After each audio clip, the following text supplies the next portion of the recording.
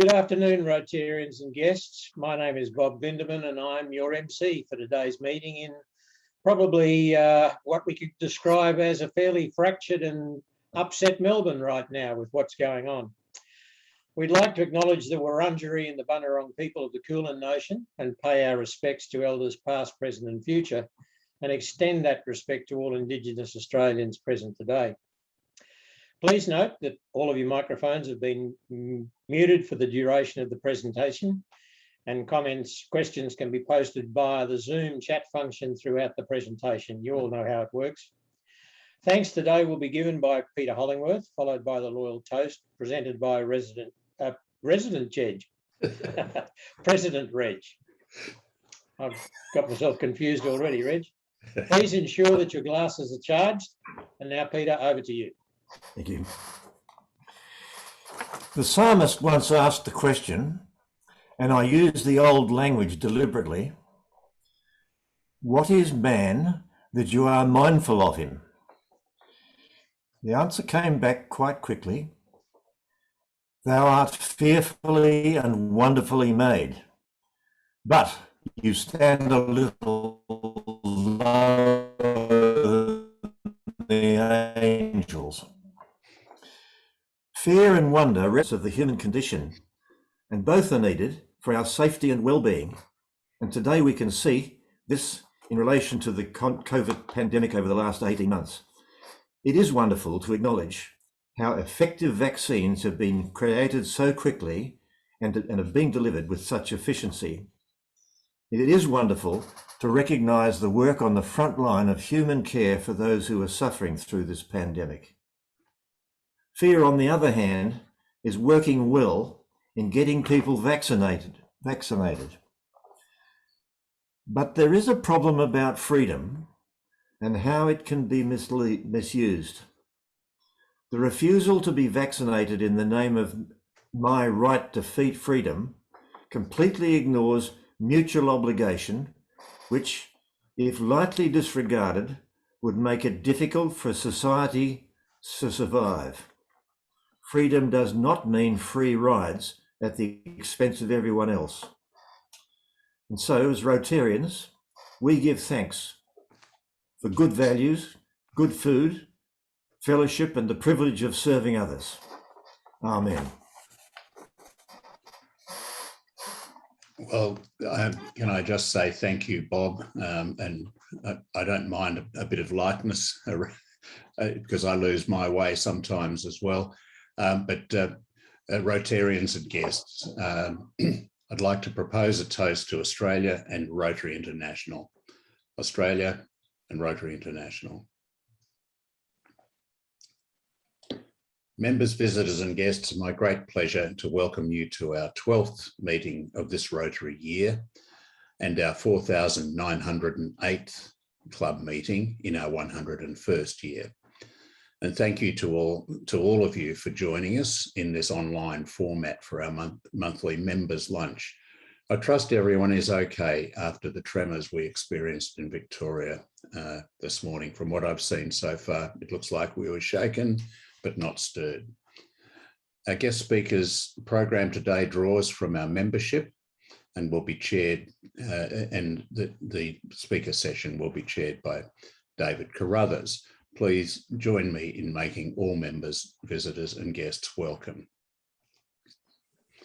It's now time for a few announcements. And firstly, I'd like to highlight a birthday an anniversary, and that's Ken Badnock, who celebrates 23 years in the club this week, and a significant birthday. I'd also like to congratulate Peter Clements, who celebrates his birthday today.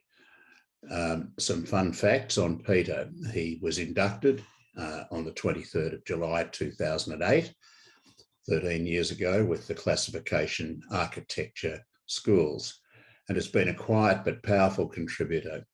He's been part of Central Number 1 group and the East Timor Committee since joining. Peter has a passion for the empowerment of disadvantaged communities in Timor-Leste having travelled there on several occasions for his work in the design of infant centres. Recently, he has worked tirelessly in the background on a very special project for Timor-Leste. Peter, as leader, has found, collected, serviced, repaired and shipped via the DIK recycled sewing machines with fabric to the Canosian sisters in Timor-Leste in response to their specific request to initiate sewing workshops making face masks and in the isolated coffee townships of the Emira region. This is another project exemplifying service above self, and one that has so much impact in driving the outcomes that this community wants to become self-sufficient. Distribution of these easy to maintain sewing machines allows families, particularly women, to earn a living and become economically self-sufficient. By establishing these sewing machine workshops in Timor-Leste, local people are able to learn the valuable skill of sewing, gain self-esteem, recognition and independence, and become economically self-sufficient. It is for this project that Peter was awarded the 2021 Fourth Bridge Award. Happy birthday, Peter. Secondly, I'd like to pass on some thanks from Nina Hunter and her partner, Thomas. They particularly wanted to say a big thank you to members for their calls, which are a real comfort as Thomas continues his battle with his health. A care package was sent over the weekend to their home on behalf of the members of the club, and I believe the chocolates are being enjoyed. The Smith family around the Bay silent auction is on us again, and I have great pleasure in calling on past president Kevin Sheehan to give us, in his own inimitable style, an update on this year's Smith family silent auction. Over to you, Kevin. Well, the auction was launched some weeks ago, and the bell is only ringing now to say that we're in the final stages where you can register your bid. Now, Joe Mavras put out an email to us all yesterday, a very easy email to click on the number of links, and you can see the items that are listed this year for sale, and there's some terrific items there. There's wine that you couldn't otherwise source other than the fact that it's come from the cellars of our members. Wonderful opportunity to sip and enjoy. There's wilderness wear gear, and where would we be without our warm bamboo socks? And of course, the R100 logo on them will certainly be a collector's item as time goes on. The Christmas cakes, a visit to the dentist, and of course, some very nice signature books. But of course, there is one other item that's been generously donated back, and that is the bicycle voucher for $2,000 has been donated back by the winner of that in the raffle. And we certainly thank the donor who is very generous indeed. The raffle, of course, was a great producer of our target task of fundraising for the Smiths family, a very worthy cause, we all know that. But the silent auction, yes, silent, and it's very hard to silence an auctioneer, I know, but the silent auction for the second year in a row, because of COVID, this is the opportunity to outdo what we did last year. And at the moment, we're running at a total of about $4,705 against a value of $6,015. So we're nearly at the value point, but let's exceed it. Let's get in there with those bids. So go back to the email that Joe Mavras sent us, go back and click on the list of items and have a look, and go back and click on the bidding sheet and see what's the current level of bidding, and more importantly, make your bid. And then you can watch the bidding sheet as the days progress, and you can top your bid to make sure that you're there at the end. And as the recipient of a number of things last year, I didn't wear my Collingwood face mask this year because, well, we wait for another year on that one, and I'm right in there behind the Ds. But I did enjoy the wonderful dinner at Janet Wong's restaurant. And I say to you, at the moment, that's running well under value. And I can't bid for it again this year because it would be selfish to enjoy it again. So get in there and have a look at the list of items.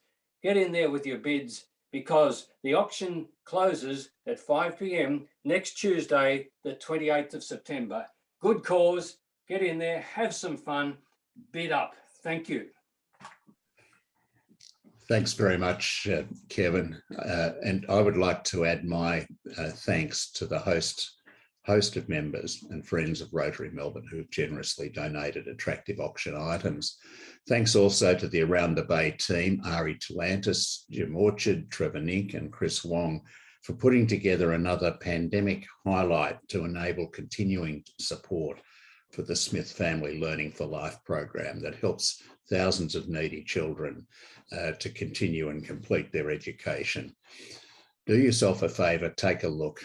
I don't think I need to add to what Kevin said. He's done it in an inspiring way, and I'm sure we're all excited to go and take a look now. So please get behind it and give it your support.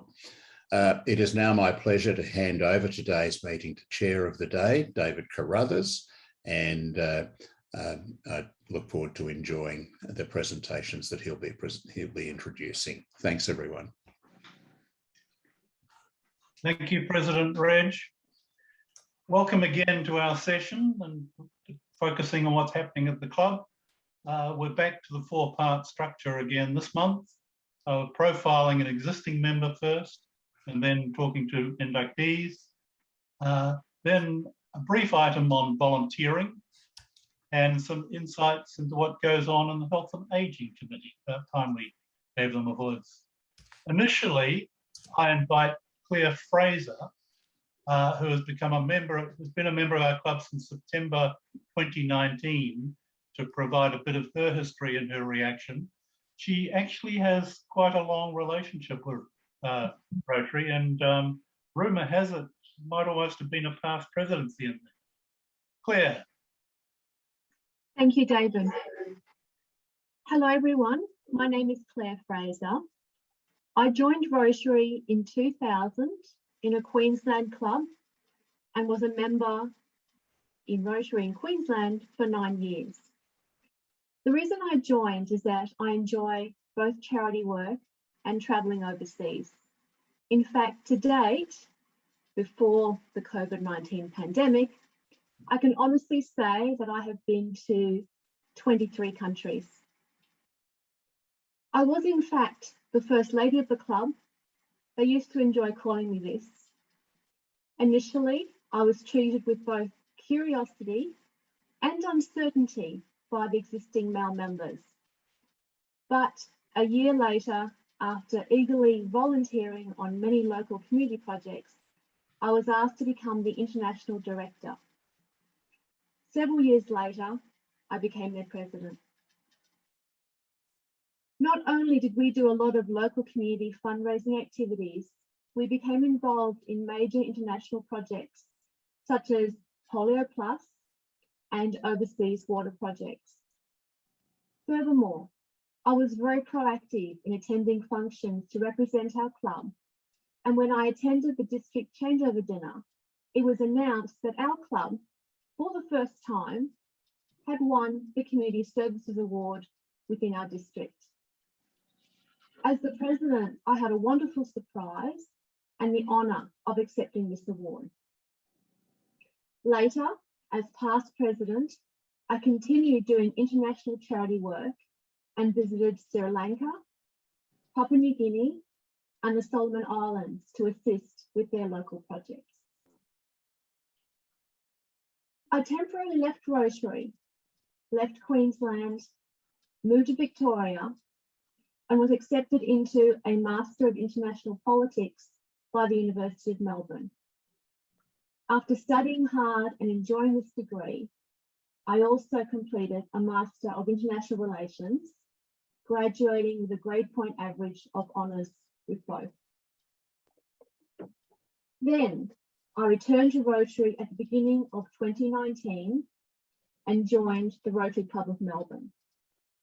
While I was in Melbourne, I was involved in the food bank at the Victoria Markets, the charity footy events, and was a member on the foundation committee, which included organising the Peace Symposium.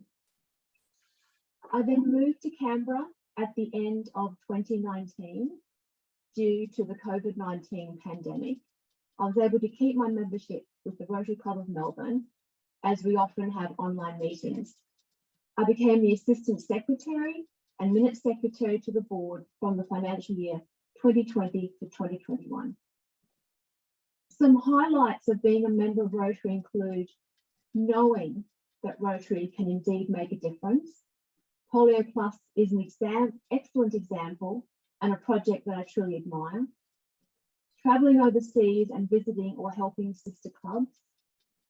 Fellowship is also great.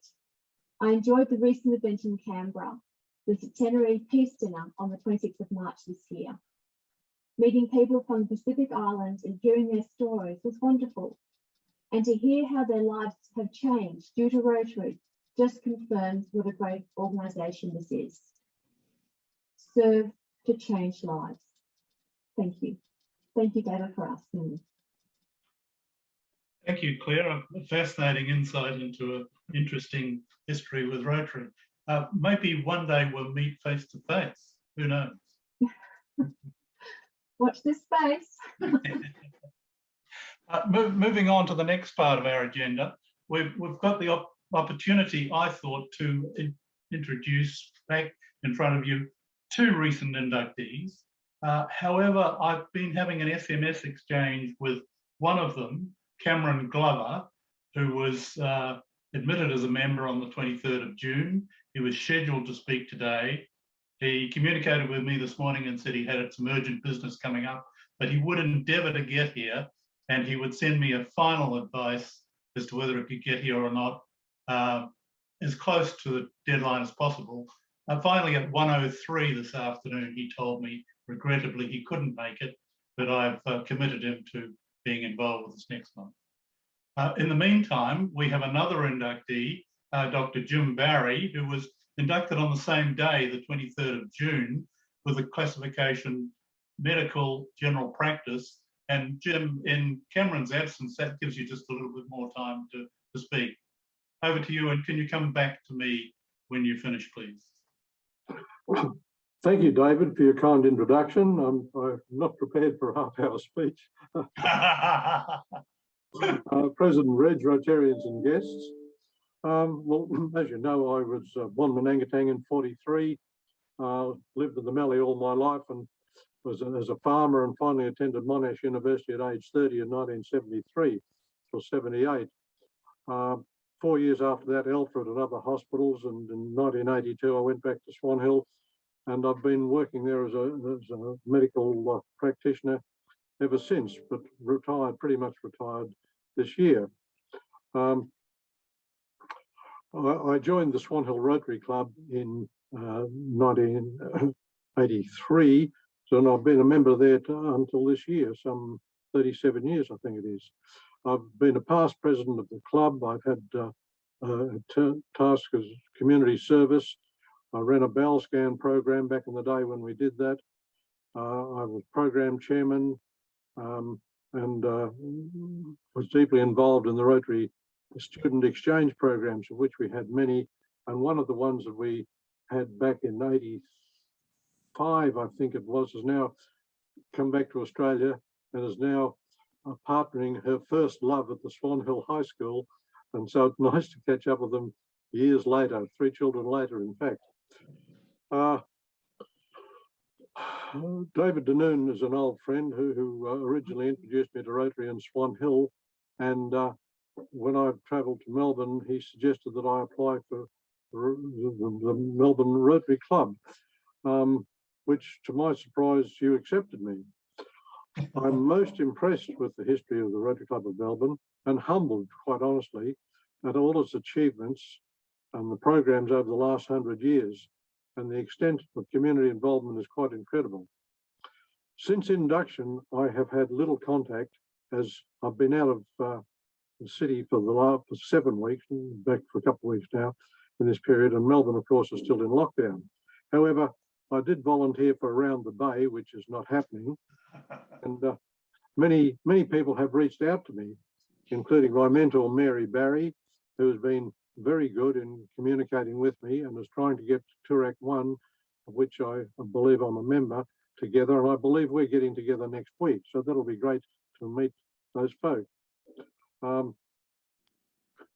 Others have also reached out to me, include past President Marion McLeod. I met her early on, and she made me think it was possibly worthwhile being nominated.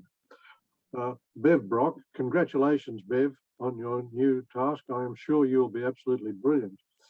Deb Yin Fu, David Carruthers, David Danoon, and Joe Mavros, amongst others who have reached out to me. And so I feel welcome, even though I'm not yet properly involved. I think fellowship is such an important part of Rotary, and I can't wait to meet more of you face to face, which hopefully this will, well, it won't be face to face, it's only Zoom next Tuesday, my mistake. I would like to be involved in Rotary Foundation. I feel this is a great program, and I have an interest in that. And also in the overseas student mentoring, I think I would certainly like to learn more about it and perhaps become involved. So I guess that's a brief summary of where we're at this stage. Anxious to get on to do things, but not have achieved much so far. Thank you, Jim. Clearly you've joined during a challenging time with all the lockdowns, but your depth of experience and understanding of the Rotary process, I think, stands you in good stead to come aboard very comfortably and be part of the team. And we look forward to seeing you in future. All the best. Thank you, David. Thank you. It's now my pleasure to invite Chris Soteropoulos in his capacity as Director Community Services to take over the proceedings from him by doing two things. Initially, giving us his thoughts on volunteering, and then to take us on a journey through what the Health and Ageing Committee does. Chris, the stage is yours. Thank you, David, and good afternoon all. Now, I've just had a message earlier saying that at 1:30, we're expecting an aftershock. Now, that's not a comedian's joke, but let's see what happens at 1:30. Hopefully, you won't be shaken by what we're talking about. All right, so two aspects. One is volunteering, and in preparing for our discussion today, I thought very deeply about what volunteering is beyond what Sterling activities Rotary Melbourne and other Rotary clubs here and overseas undertake. I thought I'd add fellowship as an element of volunteering, because we have seen in the last 2 years, if you will, how the distance for a number of members has been troubling, not specifically in relation to Rotary, but in relation to their health, their welfare, their relationship to their neighbours, their family, their activities. And I think what was important is to make sure that we, as part of the fellowship element of Rotary, volunteer our services, if you will, to keep in touch with, sure, we have a number of close friends within Rotary Melbourne, but perhaps even those that we don't know as often. For example, when we had that earthquake earlier this morning, one of our former members had informed me a few months ago that her daughter's up at Mansfield. So I rang her up and said, oh, how are you feeling? She said, oh, yeah, fine, no problem. I said, what about your daughter? She goes, oh, I haven't even thought of calling my daughter. I said, well, get on the phone and have a chat to her. So even that sort of activity was very comforting. And during these times, we will get face-to-face, and I'm sure it'll be sooner rather than later. The fellowship element will be really important. Now, that's just not for the existing members. I think that's also going to be quite valid for the new members that we are wooing, as well as younger members that come on board. Times have changed, certainly for the younger members. They are looking to become more physically and mentally, intellectually involved at an earlier stage than was the case certainly 10 years ago. There's a lot of research that is being done within Rotary at a district level, international, as well as locally, which specifically says that the 20 to 30s age bracket is looking to engage in meaningful projects. They're looking to immediately jump in and have an impact. We have a number of existing projects which fit the bill.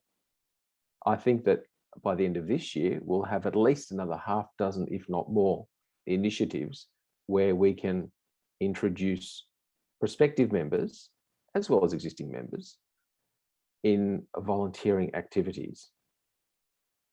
When I speak to, and many of us have also had this experience, when we speak to people outside Rotary, they always say, oh yes, Rotary, excellent brand, great volunteering. They know Rotary for different things, whether it's the vaccination initiatives in the Pacific region, the second bites, the barbecues, even at the local supermarkets, etc., etc. And they want to get involved. They're not sure how to, but they're very eager to get involved. They're telling us they're time poor, but unlike my generation, they want to get in and do something quickly.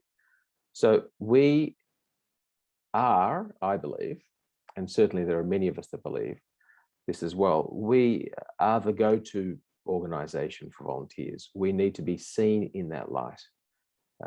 Last year, I was undertaking several conversations with government and health professionals, both at a state and federal level. And they were saying to me, we've got some big problems coming, economic problems, lockdown impact, healthcare, mental health. People are not sure how to get back into work. Can you help us out? We don't have those smarts, but we can get you to the table and get you money, not a problem. Speak to your relationships. Rotary is a trusted brand. Speak to gather groups, come up with initiatives, and please come and see us. And that was last year. Now, there's some great activities that we're undertaking, but moving forward, we also have an opportunity to strengthen through volunteering what we're doing. And I know that the district, especially for 2022, 2023, hint, hint, has also indicated that that is a major focus. So I think the prospects for volunteering beyond what fantastic foundations have been laid to date will even get better in the coming 6 months, 12 months and 18 months. And this is a way that Rotary Melbourne can grow significantly within its current ethics and also be at the forefront when the community has challenges as we're seeing at the moment. So now to give you a little bit of a taste of the Health and Ageing Committee. It's a fascinating committee, fascinating individuals, different walks of life, very diverse. But the committee also is not single-minded in its focus. Yes, there's the term health and ageing, and we will look at refreshing that. But we have projects which are external. But we have projects that are internal as well. Now, when I first joined this committee, I sort of scratched my head and said, hang on a second, why do we have some of these internal projects? And then I found out why, because part of what we do as a committee is not only to face externally, but also internally. So I'm talking about the seniors lunch. I'm talking about footy tipping, very important activities for our members, for their welfare, and to also listen to what's going on in their world, but also to obtain their knowledge, their wisdom. And as I'm getting older, I'm told that I'm moving away from learning into wisdom, but that's still, I'm sure, a couple of decades before we get to that stage in my case. But I'm being fascinated by the in-depth caring and compassion that is looking inwards towards the club, just on this committee, and I'm sure it's reflected elsewhere as well. So we have a number of projects. We're in a refresh environment as a committee. So when whoever's chairing it in 12 months, whether it's me or someone else, speaks to the club and the community, I'm hoping there will be substantial activities that will differ to what is undertaken at the moment. So I'll focus on two for today, but I will mention the sort of activities we have. So End Hepatitis Now, we'll talk about. End Trachoma Project. So sorry, let me just go back a step. The End Hepatitis Now, Peter Clark, Penny Trumbull, as well as several other Rotarians, Trevor Nink, Kevin Sheehan, one or two others, memory fades me there, were heavily involved in this project. We'll talk about that in a second. The End Trachoma Project also sits with the Indigenous program, so I'm not going to showcase that, but Peter Rogers, his wisdom and his in-depth understanding of both the problem, the mechanism for managing it, and the communication is very outstanding. Trauma recovery, that's just come to us recently. Jim Orchard and Norman Bay, we'll talk a little bit about that later on, has fascinating opportunities. The Mental Health Gala Dinner, Suresh and myself are looking after that. That's the big initiative to raise money for mental health, where Australian Rotary Health and Freemasons of Victoria are conducting a joint big gala dinner. It's meant to be in October, but we're looking at early next year at this stage. And money's to go back into research, probably closer to translational research in the medical health area. And we're hoping this will be a big event, an annual event, where lots of money can be raised and leverage corporate sponsorship and other initiatives. Seniors Award, Robin Syme has managed that superbly. In fact, a sell for this event is that we're looking for nominations. We have a few. Last year's nominations were outstanding, as they have been for several years prior to that, but the nomination period closes end of this month, and please speak to your networks and your relationships, because at this time, with the pandemic and the impact on the aged, it shouldn't be difficult to find candidates that fit that mantra.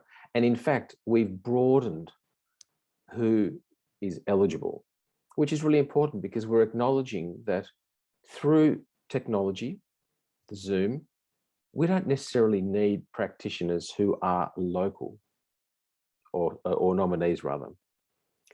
They can be interstate.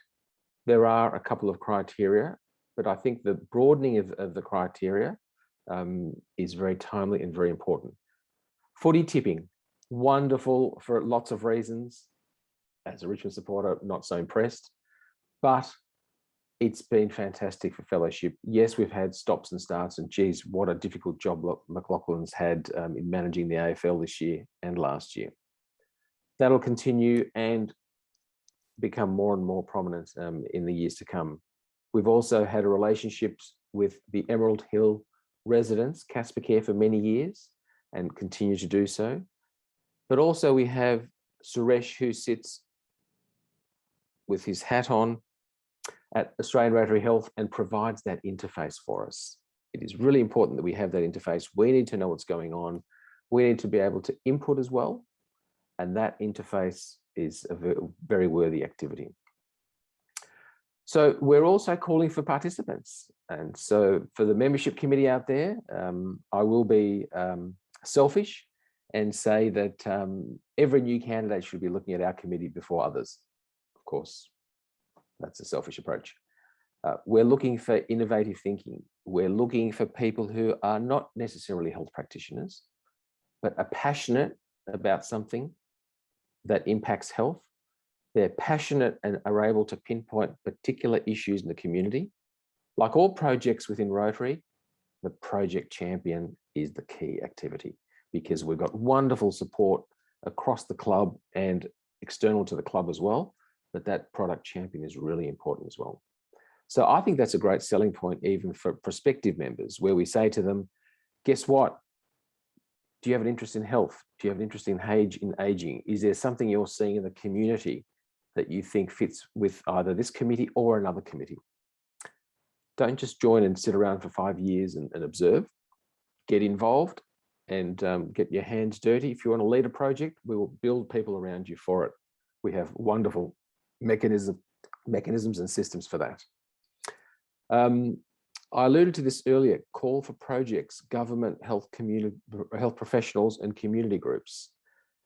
We are out there speaking to individuals and organisations, saying to them, what challenges are you facing at the moment? Is there anything that you think the Rotary network, and it's not just Rotary Melbourne, we're thinking broadly, might be able to help you with? Is there anything where the expertise within district, such as in the mentoring environment, or other initiatives can help progress issues in the community?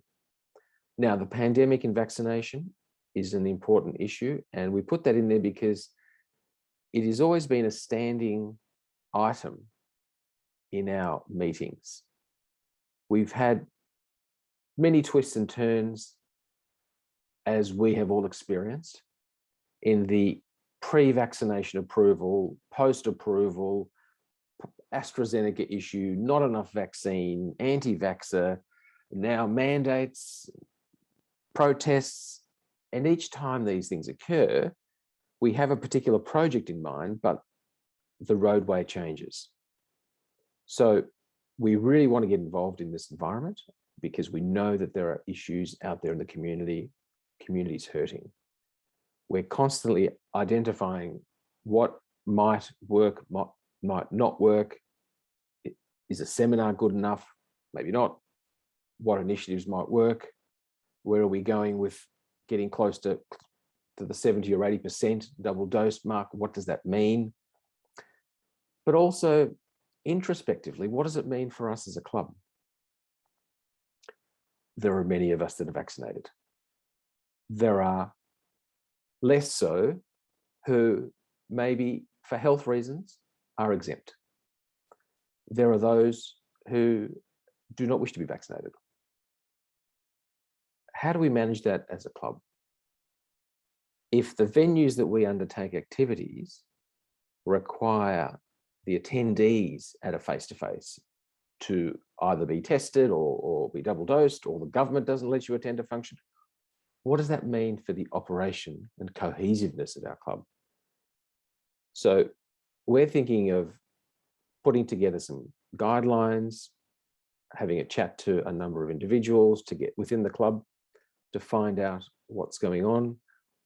Should we put a position out there? How respectful should we be within the Rotary values and virtues? To me, that's just as important as some of the other pro-vaccine mantra. We have to manage this respectfully of everyone. And I'll give you an example. So I conduct a lot of international work, and I was speaking to colleagues in India and Europe. And of course, we have a chat, and all of a sudden it's, oh, you're still in lockdown in Melbourne? Yes, yes, yes. They're all double vaxxed. They can't get in public transport without vaccinations. They can't get flights. They can't access restaurants. They can't access schools. They can't access shopping malls. Yet for them, I said, well, what about case numbers? Not even reported in the media, not interested. So life has a way in those environments of continuing on in this environment. Now, we need to take that sort of information, that competitive intelligence, with us, because that's what's coming here.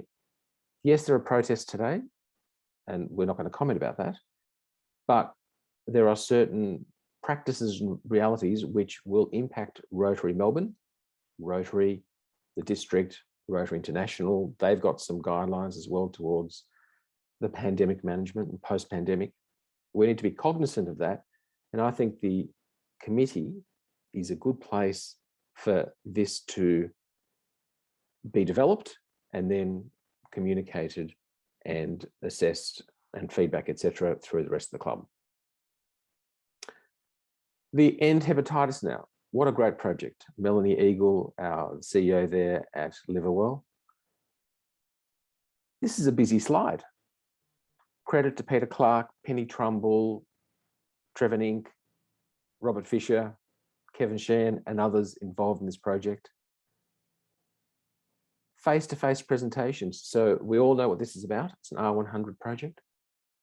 But look at the number of Zoom presentations and the representation at the Zoom presentations included not just some smart scientists and some smart advocates for, yes, get yourself tested for liver diseases, but people who have had the disease.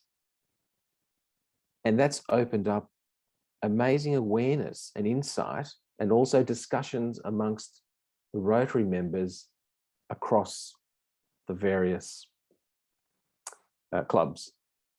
And wow, haven't we as a club adjusted well to communicating awareness through Zoom presentations? Now, where are we at with this project is a very logical question.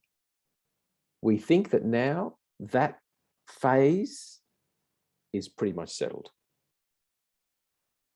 We're now engaging with Liverwell, and Trevor Nink and Debbie Infu are leading this to identify other activities where there'll be impact, whether it's through awareness or other initiatives between Liverwell and Rotary Melbourne. Needless to say, Rotary Melbourne is a big fan of Liverwell, Melanie, and everything that organisation does. And of course, we're such a big fan of Melanie that her husband had spoken last week. But as an aside, it's a great relationship, great organisation, great leadership, great people. And we look at now reconfiguring an evolution of that relationship. And stay tuned. But looking at these results, fantastic activity. Now, the Trauma Recovery Network, which Pam Brown was a cornerstone of, has come to our committee, and we are very grateful for Jim Orchard and Norman Bay's leadership in this space. The EMDR is a fascinating technology. I mean, eye movement desensitization and reprocessing, psychotherapy treatment, that's a mouthful. Funded through activities in the US and here as well, delivered through training therapists, applicable to many types of trauma situations. We're looking at the bushfire first, but might equally play a role with the pandemic and mental health challenges there. What's interesting here is that this will accelerate post-lockdown. There are training sessions and group sessions being planned, but because of restriction of movement, we've had to be very cognizant of that. But this is a fascinating project, and we look forward to assisting in whatever way we can as a committee, but also as a club here. So in summary, we are looking for participants, people who are excited to solve problems, or people who come with deep insight of challenges our community faces. That's equally important. It's not just about having a solution or having a management plan. Often we don't hear necessarily or see elements of pain in the community. So if there are participants, new members, existing members, prospective members who have something that they'd like some assistance with in this space, please come and join our committee. We will be engaging more intensively with government, health professionals and community groups. So as an example, one of our former speakers, Dr. Simonis, several months ago spoke, and she's the Australian president of the Federation of Medical Women. So I've touched base with Magdalena and I've said to her, how's it all going? What's new and what's not? And she said, I cannot believe the amount of mental health in the community. people cannot access healthcare professionals. They've got nowhere to go. They're not seeing other options. We're all concerned. I said to her, okay, well, we need to have a little focus group here, because is there something that Rotary, through its networks or its members, can bring together in order to kick off something that helps a proportion of those individuals that are currently being left behind? And there are many other professional groups like that. Government is very keen to step into a closer relationship. City of Melbourne, you saw in that first slide a picture of a very quiet City of Melbourne, and that was taken by me one morning when I was heading into town to the office, when I was allowed to. They are crying out for help. Economic development, assistance with social programs, assistance with getting people back into Melbourne. All these cornerstone activities where Rotary has a mindset which can help. So I think there's a great opportunity for a closer relationship as well. Health and Ageing Committee, its terms of reference does often necessarily overlap with that of other committees of the club. And again, when I joined, I said, well, shouldn't we be just a distinct, have a little fence around our patch, and then someone else does as well? And I've realized that's not reality. The reality is there is overlap, and that's the nature of life, if you will. So we also look at the potential of working closely with other committees within the club. And then the pandemic and vaccination issue we've discussed earlier, but I look forward to, with a couple of other members, putting together a draft of guidelines and then circulating it for comment. So with that, I thank you for your patience and listening to me. And Reg, I'll pass it over to you. Thank you. Thanks so much, Chris, for a very informative review, really, of the work of the Health and Ageing Committee. And thanks for all the volunteers you've got already enthusiastically committed there too. We've got a few more minutes because of the opportunity Cameron has opened up for us to a degree. So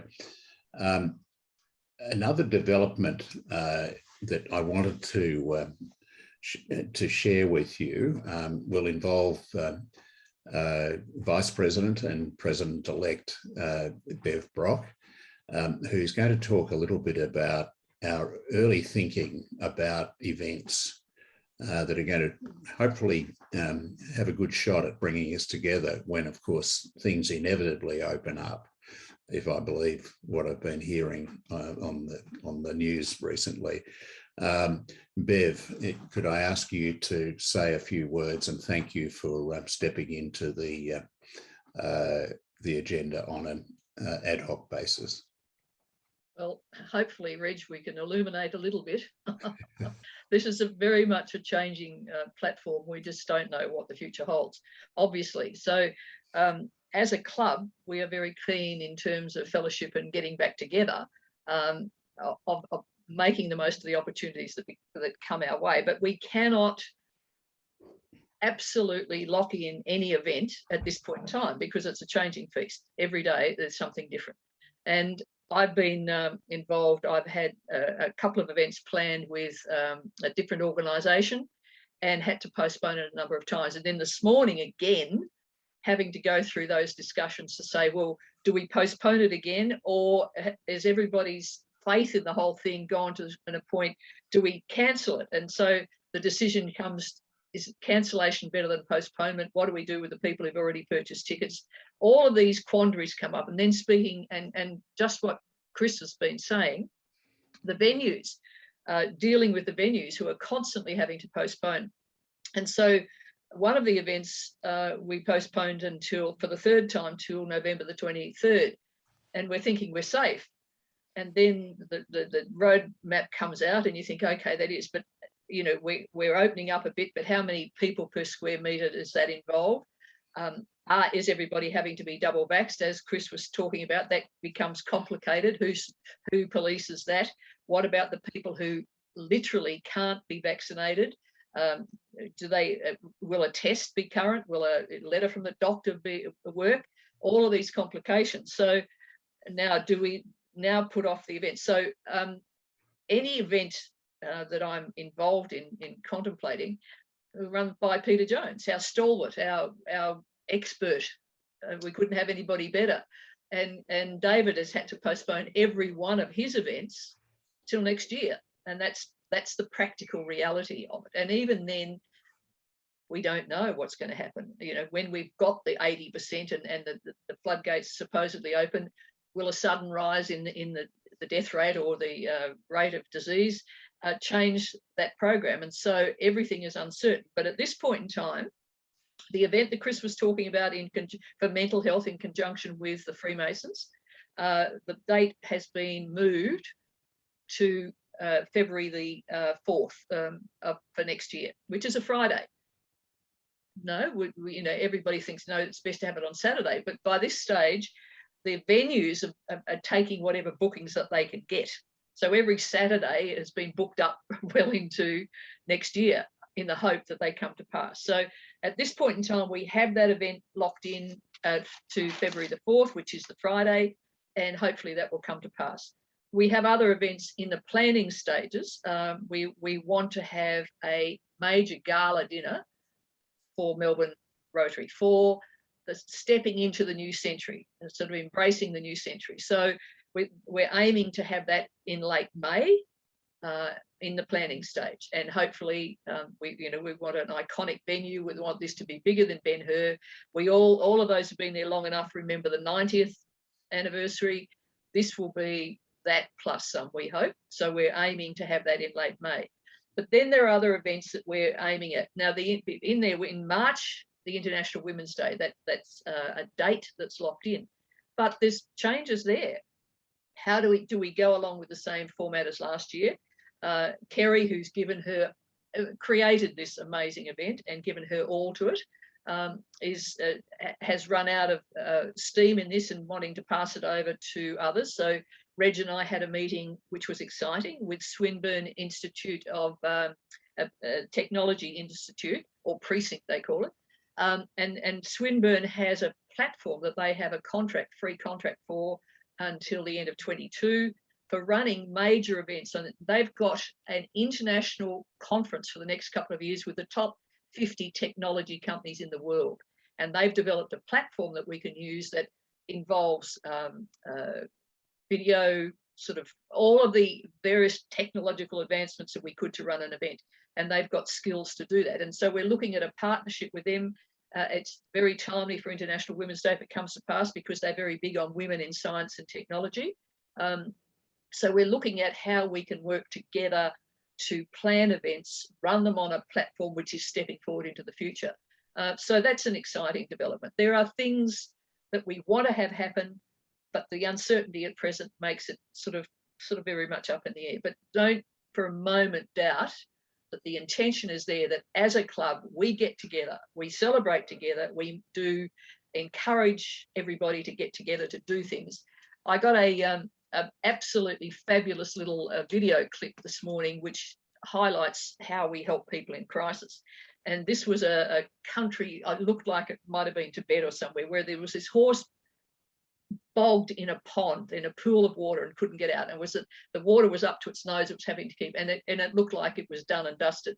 Two horsemen come up, look at it, they don't have any equipment, they can't work out how to get it out.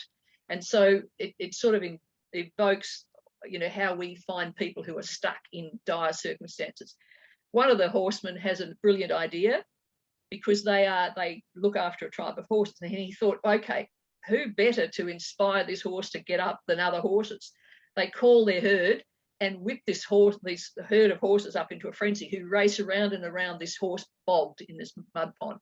And that incentive to see energized companions doing something motivated the horse to find that last burst of energy to get out on its own. And that's what we need to do. We need to look, we can't always rescue people, but what we have to do is provide incentives by showing what is possible for our fellow inmates to get up there, to get excited, to get motivated, to show them that, you know, they can overcome this themselves, but they need people like us who are motivated to get out there and make a change to do that for them. So don't think for a minute we are not looking forward to getting together. We are doing everything we can, putting plans in place to make the most of these opportunities when lockdown happens. Thanks, Reg. Hopefully, if you've got any other events you want to mention, I'd gladly hear it here. Thanks very much, Bev. Thanks for stepping up at such short notice. And also, I'd just like to thank Chris for his presentation.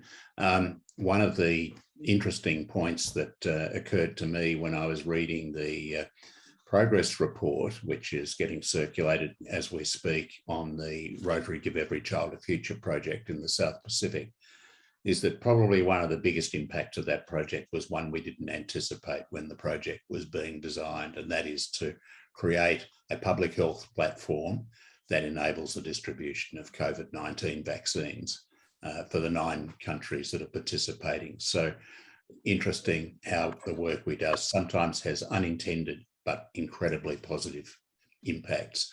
And thank you, Bev, for giving us a little bit of hope that we will have some really exciting things to get involved in as the new year gets underway, all being well. In closing the meeting, I'd like to say thanks to Bob Glindeman for being MC, and to Peter Hollingworth for the reflection, our chairman, David Carruthers, who did yet another terrific job. It was great to hear Claire Fraser share her experience. And it was also great to hear of Jim Barry's experience in Rotary. And we'll look forward to hearing from Cameron Glover in the near future.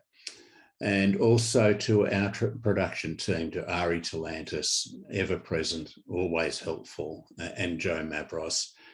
Thank you enormously. Thanks to everyone who's here today. It's been a good roll up, and really appreciate you being here. Now, this is the final thing I'd like to close with is our next week's lunch meeting, which will be, as usual at this stage, online. The guest speaker is Jared Mansour, who's the Commissioner for Senior Victorians and Rotary for Safe Families Ambassador for Elder Abuse Prevention. We hope you can join us for that. It promises to be a very interesting and relevant presentation.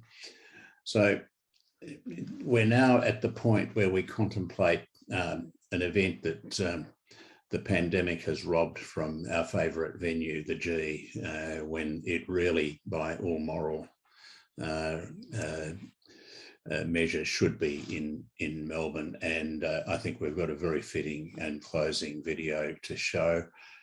Please enjoy, and in the meantime, stay safe and spread kindness. Thanks, everyone.